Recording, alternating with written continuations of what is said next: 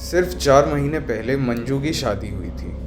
उसने सोचा था कि उसकी मैरिड लाइफ खुशियों से भरी होगी, लेकिन सिर्फ कुछ ही महीनों में सब कुछ बदल गया। मंजू अपनी बहन और एक दोस्त को लेटर्स लिखती थी, जिनमें वो बताती थी कि ससुराल में उसके साथ काफ़ी बुरा सलूक हो रहा था और वो शादी में बिल्कुल खुश नहीं थी। 11 जून 1982 की रात मंजू पुणे में अपने फ्लैट में थी।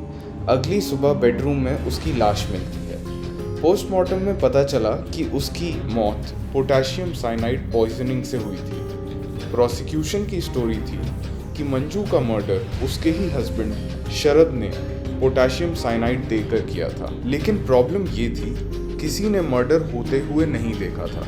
ना कोई आई विटनेस था, ना कन्फेशन, ना ही कोई डायरेक्ट एविडेंस। पूरा का पूरा केस सिर्फ सर्कमस्टेंशियल एविडेंस पर बेस्ड था। ट्रायल कोर्ट ने शरद को मर्डर का दोषी मानकर डेथ सेंटेंस सुनाया। हाई कोर्ट ने भी ट्रायल कोर्ट के इस जजमेंट को बरकरार रखा।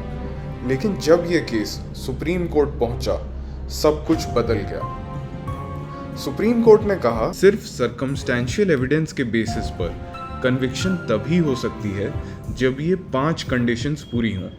पहली, हर सर्कमस्टेंस पूरी तरह से प्रूव होना चाहिए। दूसरी, सारे फैक्ट्स सिर्फ एक ही कंक्लूजन की तरफ पॉइंट करें कि अक्यूज्ड ही गिल्टी है। तीसरी, सर्कमस्टेंसेस इतने स्ट्रॉन्ग और कंक्लूसिव होने चाहिए कि उनसे गिल्ट के अलावा कोई और रीजनेबल कंक्लूजन ही ना निकले। चौथी, प्रोसिक्यूशन को हर दूसरी रीजनेबल पॉसिबिलिटी को एलिमिनेट करना होगा।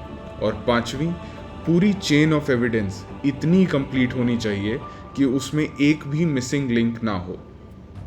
सुप्रीम कोर्ट ने कहा कि इस केस में प्रोसिक्यूशन ये कंप्लीट चेन एस्टैब्लिश ही नहीं कर पाई। मंजू के लेटर्स सिर्फ इतना दिखाते हैं कि वो अपनी शादी से खुश नहीं थी, लेकिन उन लेटर्स से ये कंक्लूसिवली प्रूव नहीं होता था कि शरद ने ही उसका मर्डर किया। कोर्ट ने ये भी कहा कि प्रोसिक्यूशन सुसाइड की पॉसिबिलिटी को भी कंप्लीटली रूल आउट नहीं कर पाई। और क्रिमिनल लॉ का एक बेसिक प्रिंसिपल है, अगर 2 रीजनेबल व्यूज पॉसिबल हों तो बेनिफिट अक्यूज्ड को दिया जाता है। इसी वजह से सुप्रीम कोर्ट ने शरद की कन्विक्शन और डेथ सेंटेंस दोनों सेट असाइड कर दिए। और इसी जजमेंट ने इंडिया में सर्कमस्टेंशियल एविडेंस के 5 गोल्डन प्रिंसिपल्स एस्टैब्लिश कर दिए, जो आज भी हर क्रिमिनल केस में कोर्ट्स फॉलो करती हैं।